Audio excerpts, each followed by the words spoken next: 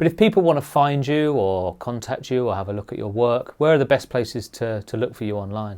So the best place is probably the website, which is uniquevisuals.co.uk. Actually, just let me check that, because I might have changed that recently when I updated my website. Again, I don't manage any of that stuff, Jen does, so.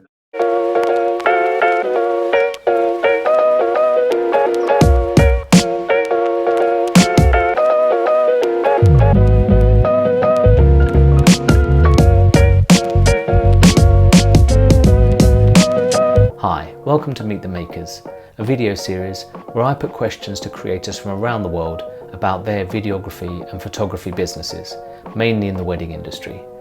But first, I want to share with you a short video about a workshop for videographers and photographers I have coming up later in the year.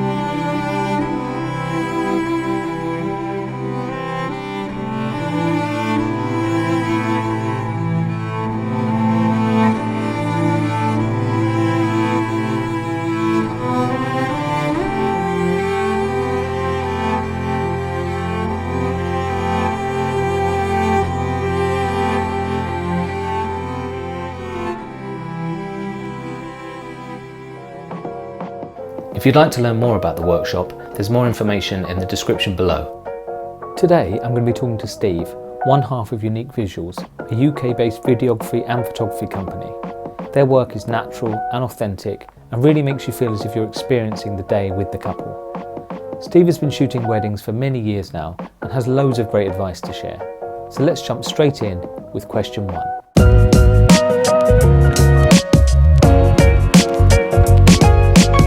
Well, hi Steve, and thanks a lot for joining me today. It's really great of you.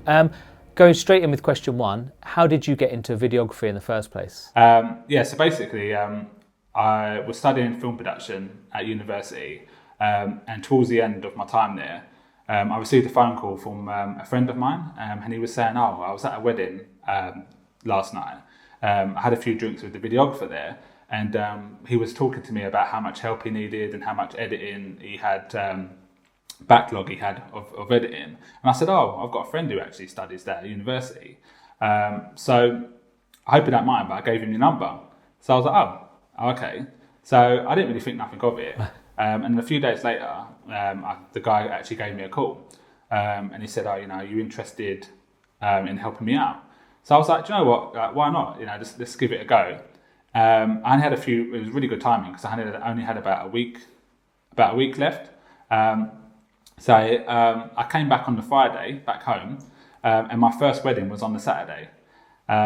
So he gave me a camera and just went, just go and film, what you think. Just go and film, have a good time with it. So me at the time, I think I must have only been to one wedding when I was a kid, so I didn't really know much about weddings, to be honest with you. I spent most of my time trying to get artistic shots of flowers and bees landing on flowers, and not actually probably concentrating on the people there and things like that. So that's actually quite funny when I think about it. And then it kind of snowballed from there. So I worked with him for maybe 2 years. So I started off, editing and second shooting, and then towards the end, I would go out by myself. And then I decided, I fancy a little bit of a change. So I actually went and worked in the corporate world for maybe another 2 years after that, which I enjoyed. But I still always thought, I actually really did enjoy filming and editing the weddings. So that was when I made a decision, actually, I want to get back into it. So over time, I kind of saved up, bits of money here and there to buy my first camera and audio equipment. And then one of my friends got married, and I actually did that for free. Made a little highlight video, went to a wedding fair, and that was it. And the rest was history. And after that wedding fair, I must have had about 10 to 15 bookings a year afterwards, and then it kind of snowballed from there, really.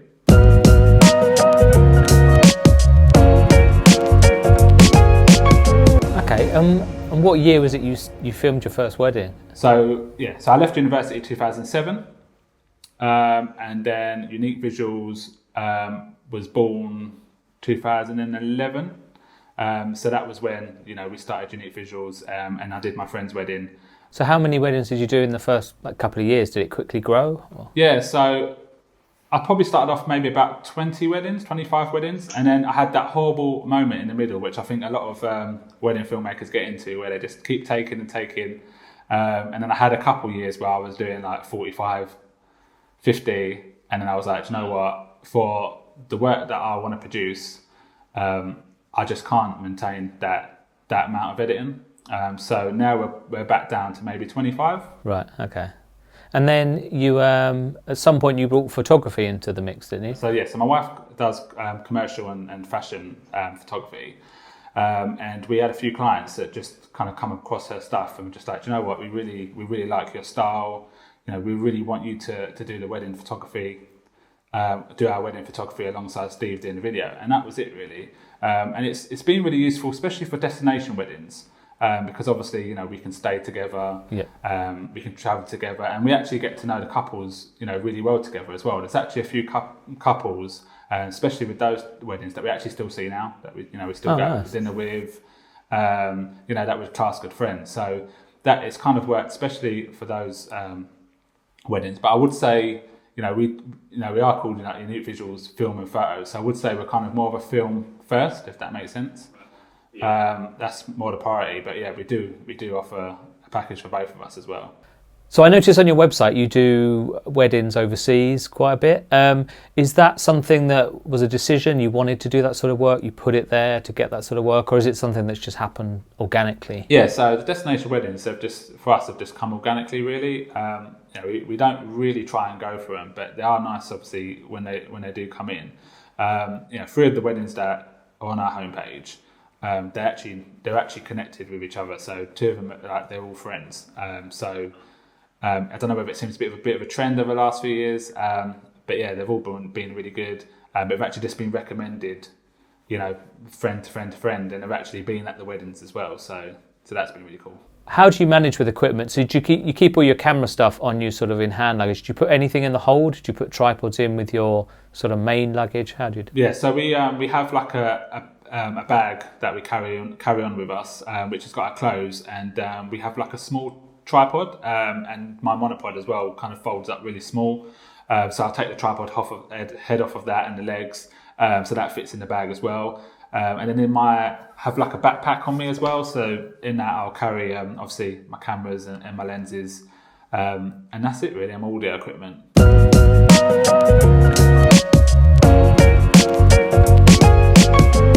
All right, next question is, how would you describe your style of filmmaking, and how did you settle on that style? Yeah, so our style, for me, is just about capturing, the vibe of the day, really. I want somebody to be able to watch the highlight video or the film and, kind of feel like they were there. Whether it's like a party wedding or whether it's a wedding where, it's more about the couple. I want to be able to obviously show that and give a true representation, of their day, really. A couple of examples really is, I had one wedding where in Tuscany, where in the summer it was raining, and it was a bit wet and damp. And after the wedding, everybody went down this big mudslide, and everybody was standing there, and it was just a little bit flat. And then all of a sudden, out of nowhere, there was this Italian band that just popped up, and just started playing, and everybody, the energy just completely changed. everybody was just going mental, and then that just happened for the rest of the night. It just turned into a big mud fest, people on the floor, and and it just completely changed. And I just wanted to kind of bring back that little bit of moment in the highlight film. So I started with that, just to kind of bring that. So when people who are at the wedding or people that watch it, they can see that little bit of moment, they can see that little bit of energy right from the start. But then I also have couples as well. I had one couple that they actually said to me, we really want this wedding to kind of focus on us two. Personal vows, first look reveal, and multiple couple sessions, throughout the day. So again, I made their film more about them, rather kind of focused on the first reveal to start off with, and kind of built it from there. So in terms of style, I would just kind of say, I like to pick moments on a wedding day and build from there, if that makes sense. So when I'm driving home or I'm on my way home, I think, what moment did I capture during that day that, I felt it in the room, I felt the energy, I felt something, I know the couple felt something, and I will note that down. And when I come around to editing it, I'll be like, okay, that's the point. And it could be, the walking down the aisle section. I've just started before with the groom waiting, because you can feel the tenseness in the groom, as she's walking down, before she's walking down. It would just be a shot of the groom, standing there, and building from there. Because, for me, that moment of that day was, I felt it, I felt that moment. And so I haven't got strict rules. Now, I don't start every film the same. In terms of, filming style, it's been a transitional period for me. So I'll be honest with you, when I first started, even up until maybe 4 years ago, I kind of had a checklist in my head. So it was kind of like, get a shot of the dress, get a shot of the shoes, that kind of thing in my head. I'll turn up at wedding day, and I'd be like, okay, make sure I've got this, make sure I've got that, make sure I've got this. And then over the years, I started obviously developing a style. I really got into my kind of compositional skills and framing, and just kind of making shots, a bit more interesting, and using light. So one thing that I love to do is I love natural framing. It's one of my things that when I go into a room, I always look for it straight away. Shooting through things, if there's like a door with a nice bit of light, sometimes I might just wait there with the camera, wait for somebody to walk through it, Another thing that I like as well is I just love dirty images. It's just one thing I love, just dirty in a frame. So, chucking a bit of glass in front of it, chucking, I've got like just like a knuckle duster actually. I always get some comments at weddings. It's like a prism that's attached to like a knuckle duster thing.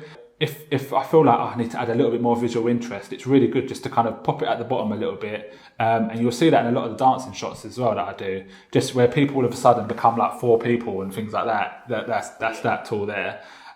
So yeah, I like imperfections in images as well. I don't like sharp and clinical. And for me, it's kind of like, I want to be able to pause on each frame and it actually looks nice as a frame.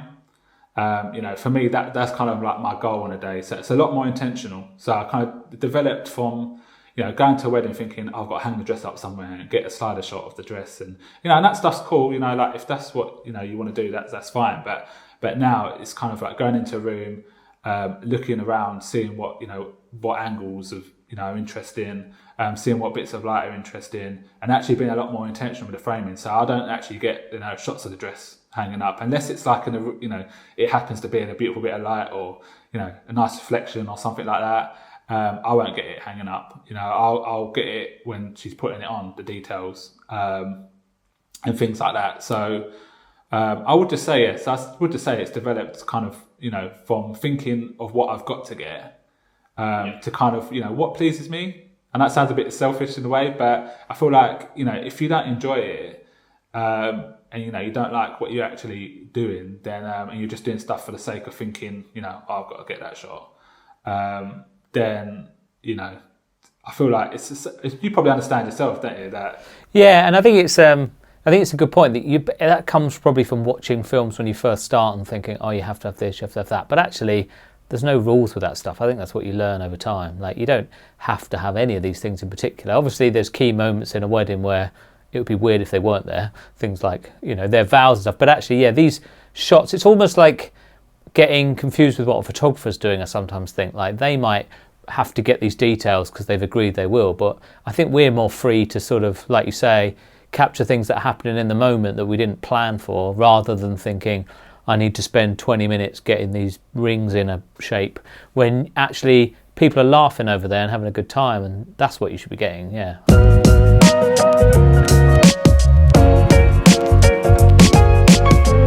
Okay, you say you travel quite light when you do sort of overseas weddings and stuff like that. So what gear do you actually use on a wedding day? What are you taking with you, camera lenses wise? Do you use gimbals, all that sort of thing? What's your setup? So I'm in a bit of a transitional stage at the moment with my equipment. For weddings, I usually use two Sony A7R3s with an SLR Magic 35 1.2 and a Samyang 85 1.4. They're both manual lenses. They're a little bit soft, and I quite like the characteristics of them as well. You know, it's they don't give like a perfect, clean, sharp, clinical image.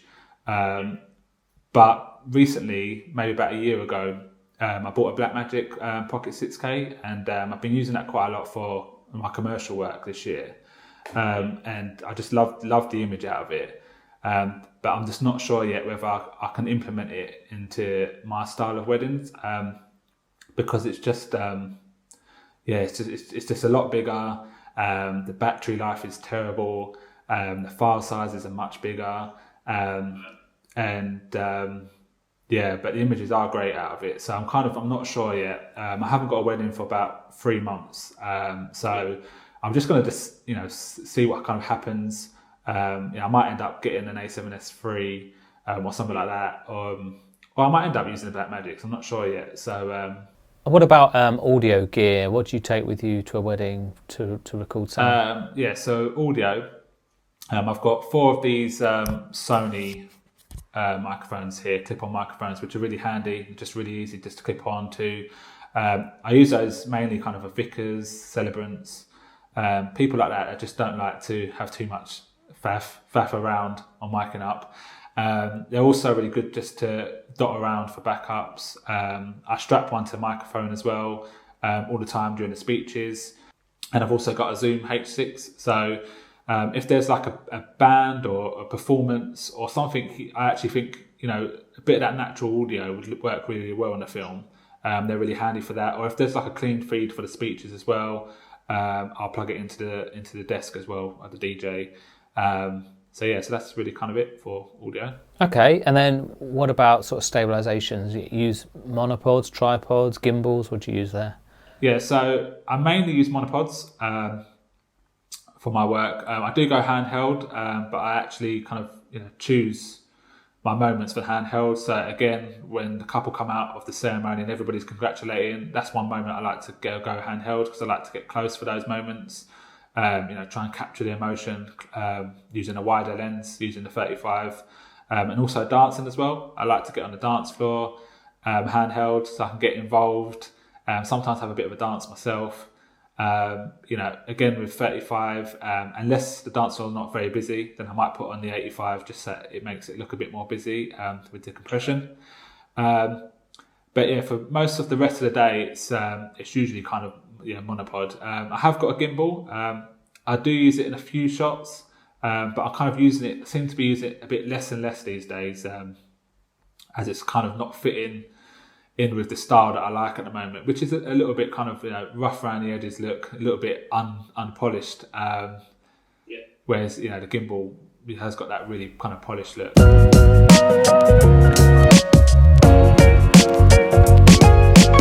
And that's sort of on the day what you do then. What about software-wise afterwards? What do you use to edit with? Do you use LUTs? What's your workflow for editing?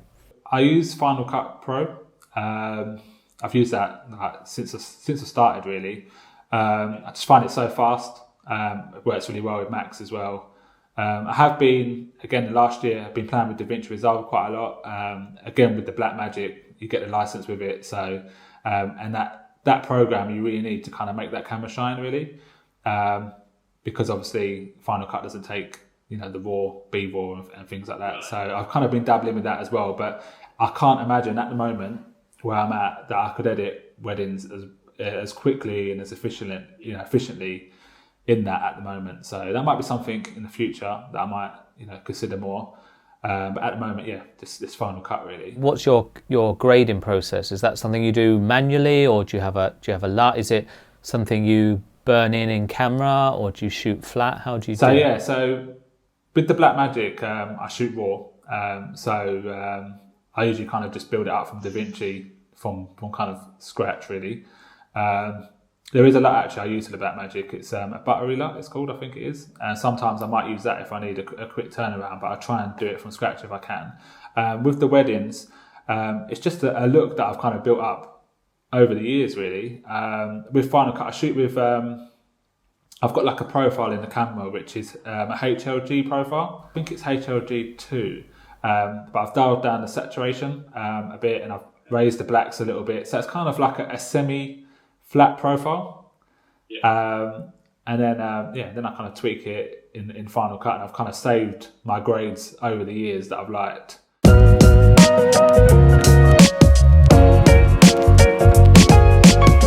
Next question, what is your favourite part of the job? What's the thing you enjoy the most? Is it the day itself? Is it meeting people? Is it the editing? What is it that you most get a kick out of from a wedding? I think for me, it's all about the experiences. I've had some really, really good experiences filming weddings.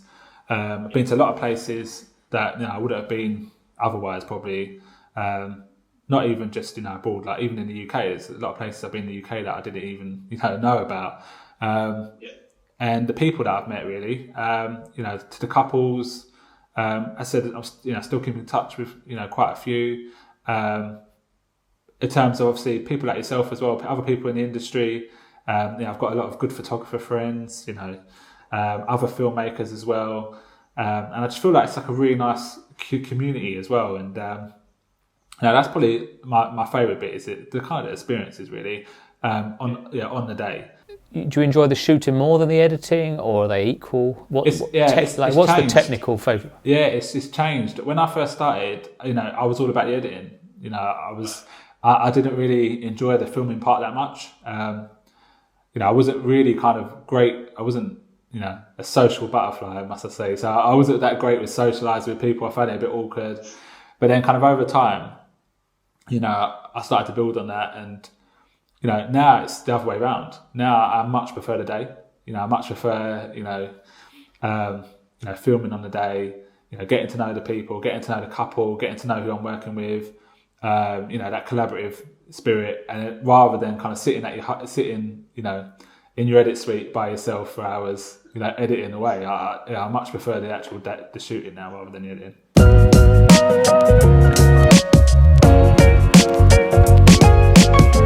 What do you think is the biggest mistake you've made to do with a wedding? It doesn't have to be on the day, but either on the day or, I don't know, something in the edit. What would you say is like something you've learnt from? And well, I made quite a few, to be honest with you. I think I've definitely done the Sony tap of death. I think everyone's done that, haven't they? Where they double tap and then they look at the screen and they think they're recording and it's not recording, and you're like, oh, what have I done? And then you play it back and it's your feet for 2 minutes, and you've just missed a really nice moment. I think everyone who owns a Sony has done that at some point. Probably not mistake, but probably one of my worst moments at a wedding was so we just filmed the whole day of the wedding, and they were doing a sparkler exit, and this was quite a long time ago, and I had a glide cam, and put my camera on the glide cam, and this was outside. This was like a castle, so it was all kind of stone floor. So I had the glide cam, and I was walking back with the couple. Great shot, happy with it. So that was the last shot of the night. So I was there with the photographers, and we were just saying goodbye. It's been a great day. And they were like, can't wait to see the footage. And the camera just slid off the glide cam and hit the concrete floor and just kind of exploded. And I just looked at the couple's faces, and they just looked at me like, oh my God, I hope that's not our wedding film on that. And as I'm like picking up all the stuff off the floor, like the lens was smashed, and the battery came out, and the screen was smashed. I was like, oh no, I'm sure it'll be fine. Don't worry.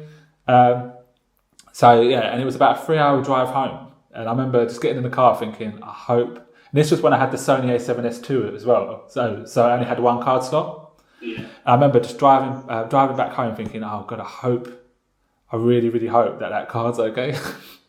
But yeah, the look on their faces when the camera just smashed on the floor. It just slid off, and it's just I filmed the Sparker shot. I was saying to him how great the day was, and it just slid off the top of the Glidecam, smashed the floor, and that was the last time I used the Glidecam. Actually, I didn't use it again after that. Really? Yeah, I've had. I remember once I tried to be clever with the walking down the aisle, and I remember watching something where they were saying, "Oh, the Sony system's so good at autofocus. You know, it's great for walking down the aisle."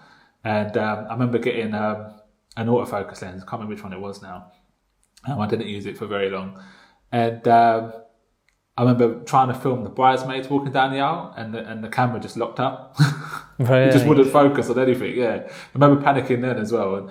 And then the bride walked down the aisle, and I managed to just sort it out just in time. And I remember even stressing about that until I actually delivered the edit about the bridesmaids, you know, not being in it at all walking down the aisle, and they didn't say anything.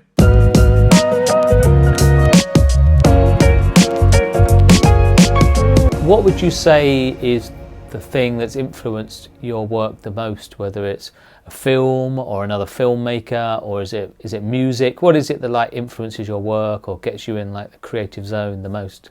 Yes, I suppose kind of early days, I was influenced quite a lot by other wedding filmmakers when I first started. I just kept watching loads of other wedding films. And that's when I kind of, made that confusing checklist in my head of everything that I thought I had to capture, because I just watched loads of different people and thought, actually, need to get this, need to get that. But then over time, I started to really get into, looking at photographers' work and the way that they framed, and a lot of, the compositional stuff that they did, that symmetry and, as I said earlier on, like dirtying layers and foreground and things like that. And I was kind of really interested in that and the way they use light. But more recently, I've kind of really been into just more kind of like Netflix shows and cinematographers and stuff. There's a cinematographer called Rina Yang. She's a cinematographer for Top Boy, the new series is. And her style is just, I absolutely love it. If you just look up on YouTube and see her style, it's just all about kind of texture and images, softer images, bringing out emotion, like more darker exposures as well. So not everything's beautifully lit and just a kind of like a bit more of a gritty look to it as well. So I've just been loving her stuff recently. But yeah, just kind of watching shows now. And how do you think you bring like that stuff into your films? Are you watching it thinking, I'm going to try that technique, or how does it influence you? Yeah, one thing I have noticed, especially over like the last couple of years of programs that I watched, is how they can be really emotive and authentic and raw without using things like slow-mo and things like that. I'm quite guilty of using slow-mo quite a lot. Well, not quite a lot, but I do use it in some of my films to bring out the emotion, and it's quite a good technique to do that.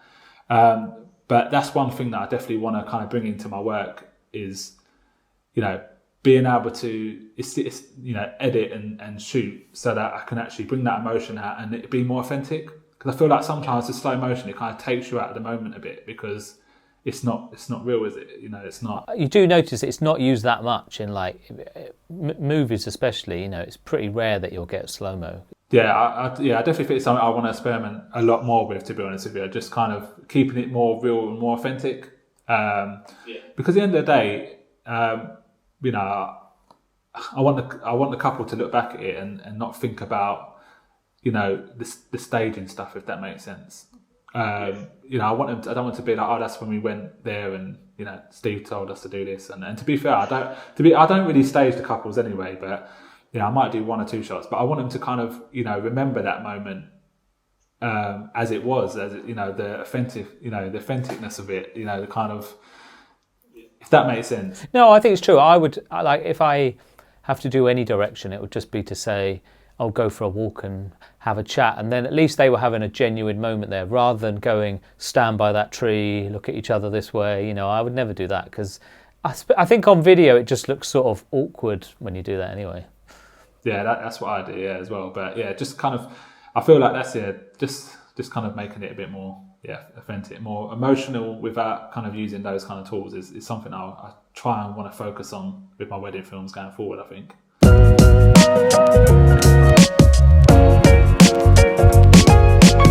There's always something that I want to improve every year, whether it's a filming technique or sound or editing like that. What would you say is the thing this year that you most want to improve on in your work? Editing, I think, is probably the biggest thing, especially with the audio editing as well. Sound design is something that I really want to kind of spend more time with. I usually spend a lot more time with the actual edit and the colour grade, and then kind of just don't dedicate enough time to the sound at the end, really. I'm quite guilty of that. So that's something I definitely, really want to improve on. A lot more kind of natural ambience and just kind of, again, going with the authentic feel that I was talking about earlier. And on the day, kind of capturing more of those moments as well. Would you use sounds that you buy, like Foley sounds, or do you very much want to use sounds from the day? Yeah, I think a bit of both.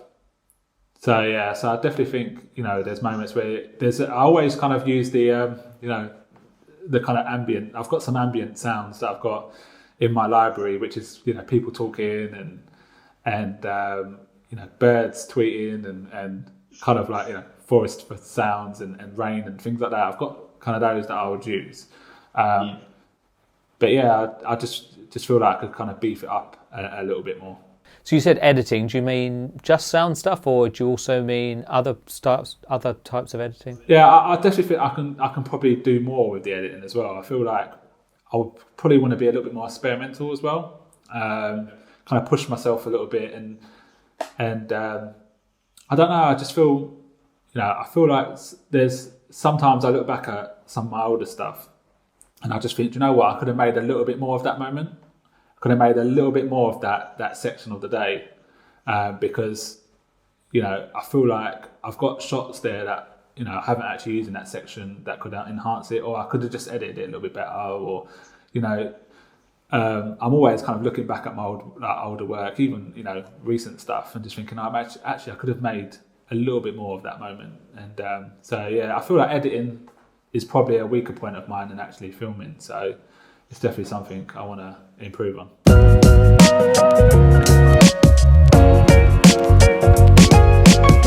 You've obviously been doing this for a little while now. What would you say is your top tip for someone who's starting out in videography? So they've maybe got a camera, they've got a mic and stuff, whatever. But what would you say is your top tip for them starting out now? I've got a few actually. I think the main thing is just to relax. I probably spent the first 3 years just stressing on the day about capturing everything that's going on. Something's happening there, I've got to run and capture it, got to capture that. And it's only when you start being a bit more, intentional and just kind of looking around and actually not recording everything that you start to see things clearer. So you start to see, shots, little pockets of light and things like that. Rather just running around with a camera like a crazy person. I probably spent the first few years doing that. So definitely just to relax. We all make mistakes as well. If you make a mistake, don't worry about it too much. And I feel like have a good communication with the couple. I think as well is key, and just being on the same wavelength of what they're actually going to get, and your shooting style, and if your shooting style is a 2-minute film and there's no ceremony and speeches, just make sure the couples know that. And if your shooting style is a 50-minute film with the ceremony speeches all in the main edit, they know that. And I feel like if you're on the same wavelength as a couple and they understand what the style and what they're going to get in, I feel like that makes it a lot easier as well. Yeah. So maybe don't just agree to everything. Maybe have things in mind that that's what I want to shoot. That's how I want to shoot, and that's it. Yeah. If you've got one camera and you want to shoot one camera, you make sure the couple know that they're going to get one angle. And things like that. Just kind of making sure that everyone's kind of on the same wavelength of what's going to be produced. And just don't get too bogged down with buying gear to start off with, because you've probably been there as well yourself, Toby. I've got sliders rotting away, you know, those cranes as well with the weights and things like that. And I've bought so much equipment in the past that I've used for one wedding, and I've just, you know, never seen the day of light again. So, you know, just I've got a photo from a wedding, I don't know, maybe 5-6 years ago or something, that I remember just taking a picture of all my gear at the end of the night and just thinking, what is all this stuff? What am I doing? Like, I was filling up half a room in the back of the wedding venue to house all these. Had like a big gimbal in a box and crane and all that, and I just had to get it all to my car, which was miles away, and just thinking, what am I doing with all this? I didn't use half of it, you know. It's crazy, but yeah, it's addictive, I guess, that sort of thing, and you feel like you need it, but actually you don't. But if people want to find you or contact you or have a look at your work, where are the best places to look for you online? So the best place is probably the website, which is uniquevisuals.co.uk. And our Instagram is Unique Visuals Wedding Films and Photos. So they're probably the best place if you want to check out our work. Okay, no, that's great. Thanks, Steve. Thanks, mate. Cheers. Well, thanks to Steve for sharing some great insight and advice there from his many years working in weddings. You can find links to his company's website and Instagram in the description below, as well as information about the workshop that I have coming up later in the year. See you in the next episode.